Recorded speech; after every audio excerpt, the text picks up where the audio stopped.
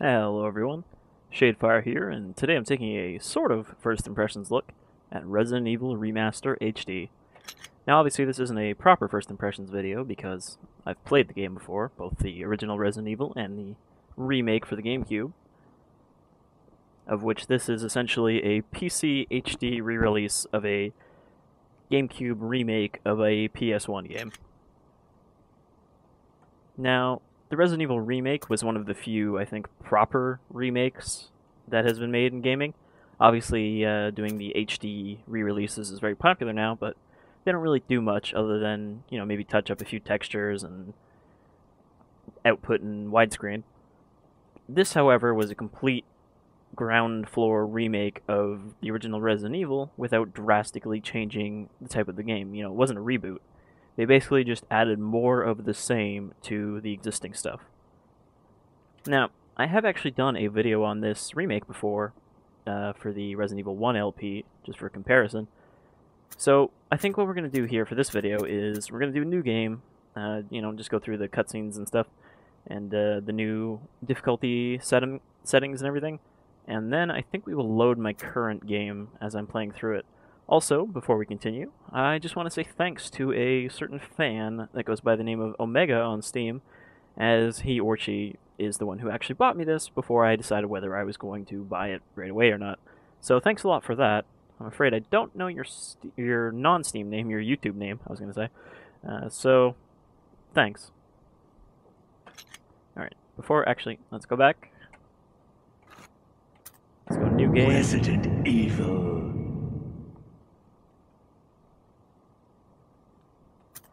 Now, I would say that this is probably the best. I don't know if I want to say the best Resident Evil of the original Resident Evil style, or just the best, kind of version of those old survival horror games. Sort of the culmination of what Resident Evil wanted to be, but didn't have the technology to be at the time. Also, there's an alternate control scheme for people who hate tank controls, so we'll start with that just so I can kind of demonstrate why I don't like it. We've also got this. In the original game, there were two settings. Basically, mountain climbing was hard, and the other one was kind of normal or easy. In this one, climbing a mountain is normal, going on a hike is easier, and taking a walk is even easier than that. So we're going to go with climbing a mountain. Then we get to pick our character. We did do Jill for the playthrough of Resident Evil 1 for all the amazing Barry lines. But, of course, the voice acting in this is completely redone. So I guess we'll go with Chris, since we didn't really see much of him. Also, there are alternate costumes. This is just not an unlockable thing or anything, but you can use their Resident Evil 5 costumes. I imagine those look horribly out of place, especially with Chris going from, kind of in shape, but not super over-muscular, to fucking boulder-punching watermelon arms, man.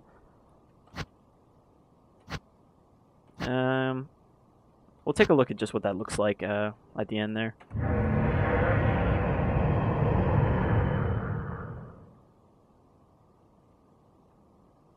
This also uses RE.net, just like Resident Evil 5 and 6.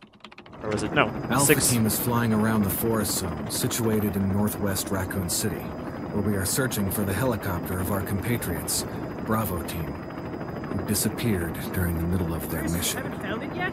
No, not yet, Brett. Bizarre murder cases have recently occurred in Raccoon City. There are outlandish reports of families being attacked by a group of about 10 people. Victims were apparently eaten. Though weirdly, all of that The Bravo dialogue team is the was same. sent in to investigate, but we lost contact. Look, Chris. Bravo team's helicopter was a derelict.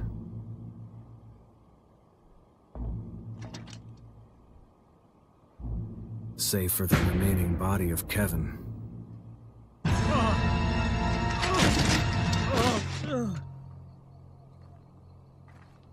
We continued our search for the other members, and it turned into a nightmare. It's a real shame they didn't just remake the live-action opening cutscene as like a bonus thing or something.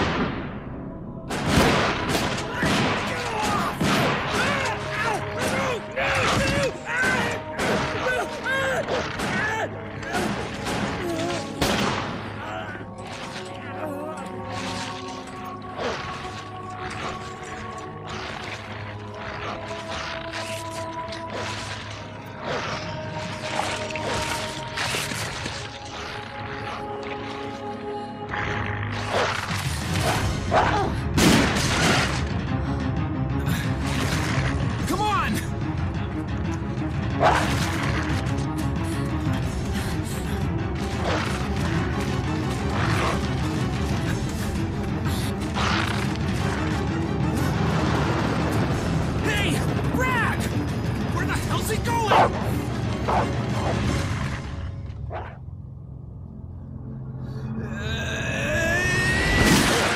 Chris, this way.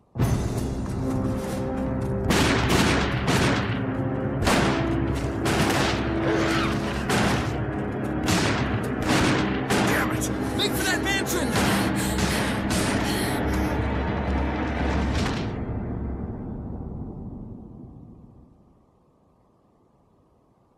I feel like it makes even less sense that they got split up in this cutscene because they're all standing right next to each There other. are only 3 STARS members left now. Captain Wesker, Jill, and myself. We don't know where Barry is. Like, Barry was right next to Wesker when they were running. Is everyone all right? Barry. Where's Barry? He's... No. What was that? I'll go and check it out. All right. Jill and I will stay and secure this area. Chris? Take care. Yeah. I think this is before Wesker was voiced by DC Douglas. Either it's a different voice actor who's just not doing the sort of snarly Wesker voice. Alright, so this is the non-tank controls. Basically, D makes you go right,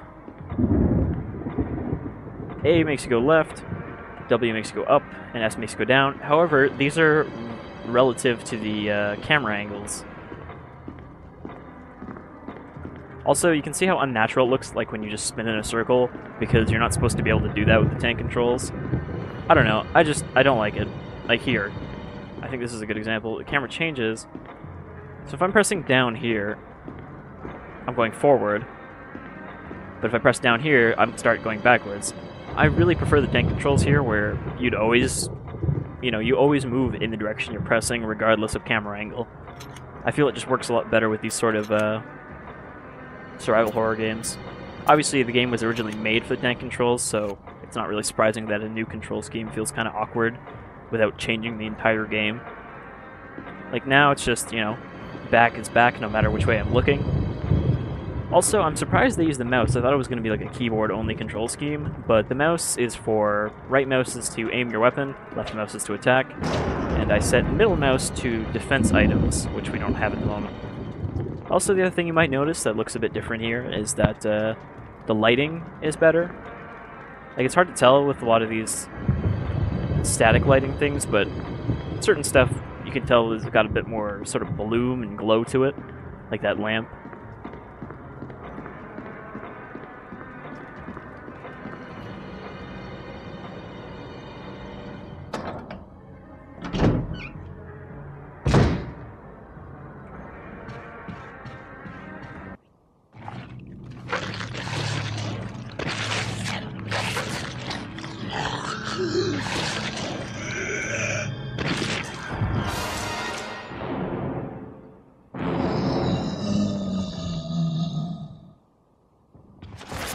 And it's a zombie.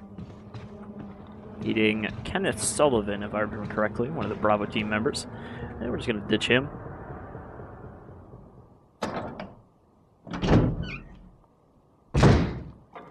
Now, one of the main reasons I want to skip ahead a bit is because I had actually forgot that Remake has a very slow early game, even compared to the original Resident Evil. It takes a while for stuff to get going. Which is not a bad thing, but it is not the best for video content. Wesker? Jill? Where did they go?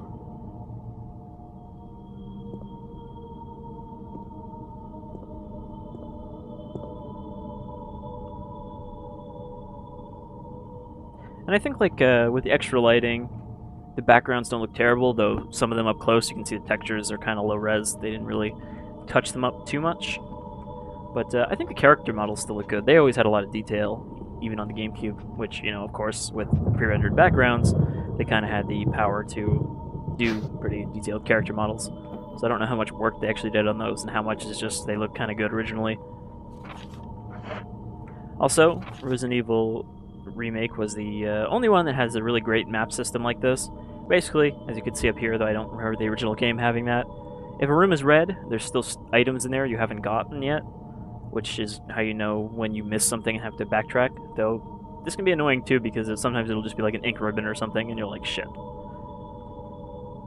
However, it does not have color-coded key doors, even for doors that you find keys for, which I'm just pointing out because playing through Resident Evil 2 now, that's more noticeable. I feel like every Resident Evil has some sort of upgrade or downgrade to the map that doesn't carry over to the next one after it.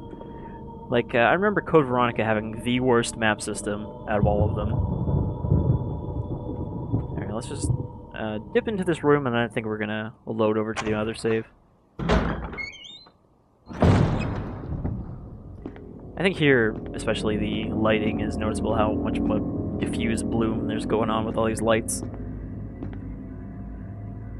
Though you can also see, like, on the walls, the painting and stuff, the textures are kind of really low res in here. Like, you should be able to read that on the statue when you can't. Anyhow, let's load a saved game.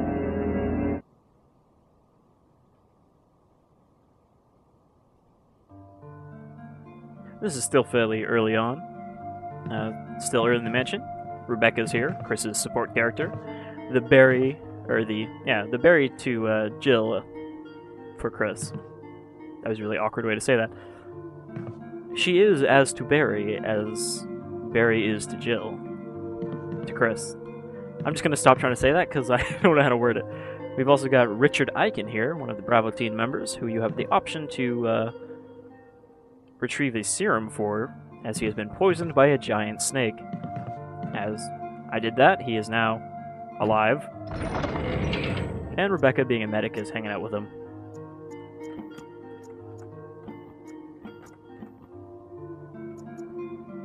Alright, let's see here. There's a couple things we can do. I've sort of opened up areas of the mansion now that we can actually explore. I mean, obviously, a lot of this is not different from the original remake. It just kind of looks a little better. I think it plays fine, though.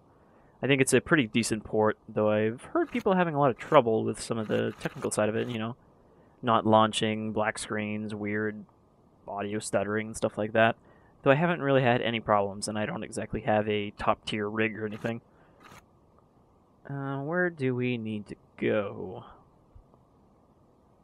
Where is the room I'm thinking of? I think it's on the second floor. Which is... Actually, no, it is... I'm trying to remember where the Jill sandwich room is, and it's right here. We got a bit of a trek to get over there.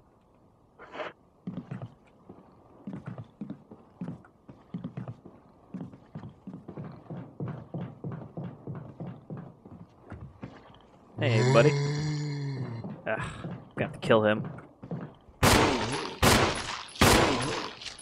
It's a nice meaty blood splash on zombies when you shoot them, but that was also in the original.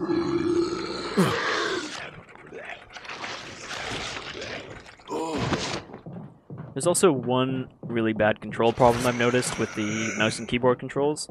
As far as I can tell, there's no, like, buttons you can press to shake off a zombie. Like, I asked about this in the forums, and someone confirmed that with a controller, you can wiggle the stick to get them to let go, as you could in the original game. However, it seems like no matter what kind of keys you mash, you always take the full double bite damage from zombies, which is kind of problematic, as it makes the game a lot harder. And suddenly Chris's extra health isn't really that useful if he dies in 3 bites. So I don't know if that's just a problem with the keyboard setup, or I'm just having to figure out what to mash.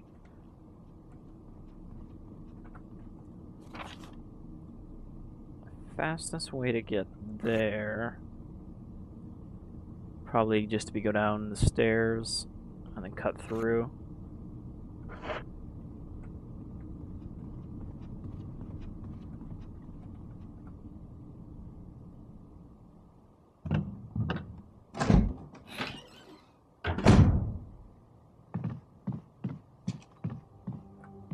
Actually, while we're here... Oh, ominous zombie. Like there, I was hammering all the keys, pressing the buttons, and he did not let go until I was dead. You do have defense items which you can use to avoid taking damage from a grab, but you don't want to really waste them on a zombie usually. Weirdly, this time I did not get a zombie come out of that door when I tried to open it. I bet it was this sneaky guy. Nope. Unlike the original game, your pistol does have a chance of getting a critical headshot, which not only kills the zombie and destroys their head, it means they will not resurrect as a Crimson Head, which is a very angry, very aggressive, faster zombie. Which is what all of the zombies in this mansion will turn into if you do not get headshots or burn the bodies.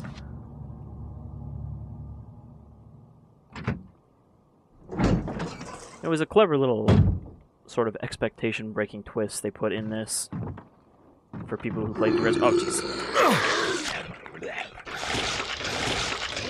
You can hear me hammering the keys, but no dice.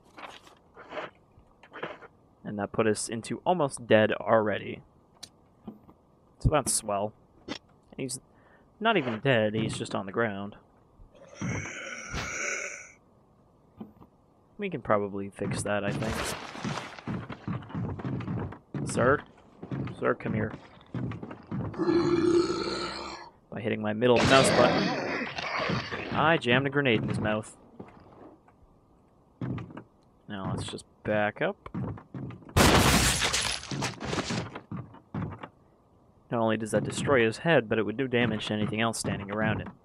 I believe that includes us.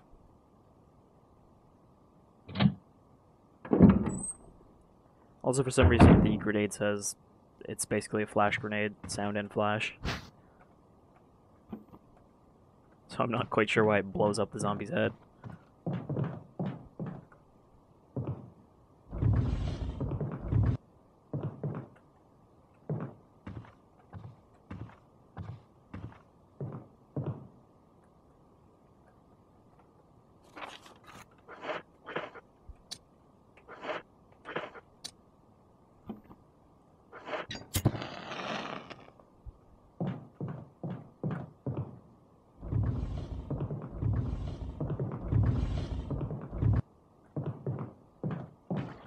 Nope. I didn't even mean to do that. Yeah, we definitely took damage from that.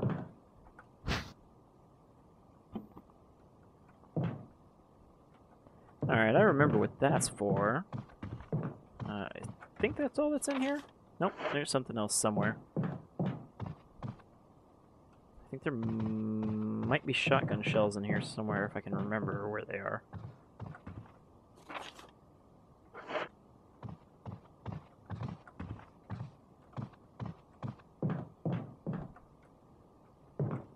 Back here somewhere?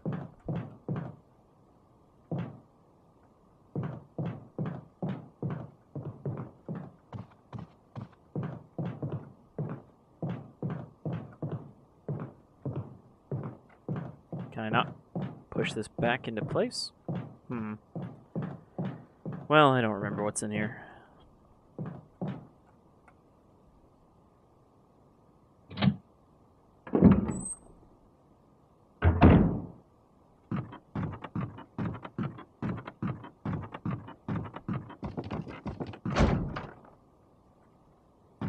That's actually the door I wanted to go in, but I forgot we need a different key for that.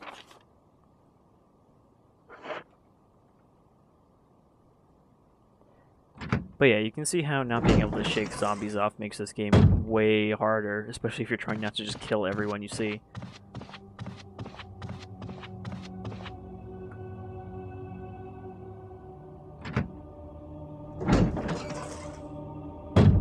Alright, let's head to that room, and then I think we'll call it, because I don't want this to be a super, super long video, especially since it's a game I've already played. I mostly just wanted to kind of give you an idea of the quality of the port, and if it's worth getting this. Oh, geez, that's Crimson Head. Oh, fuck.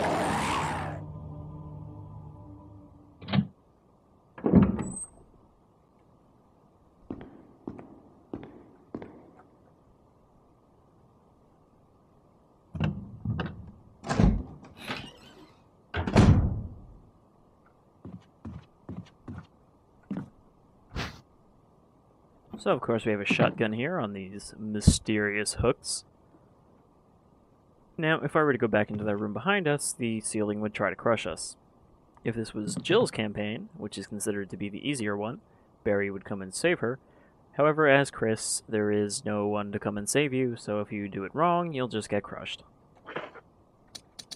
Unless you run back and throw the shotgun back on the hook. But if we put this busted-ass shotgun on there, which only Chris can pick up, obviously, we don't have to worry about the ceiling. And that nets us the shotgun, which I actually could have got a lot earlier, but I forgot where the busted shotgun was. The shotgun is very capable of destroying zombies' heads, preventing them from reanimating. Reanimating.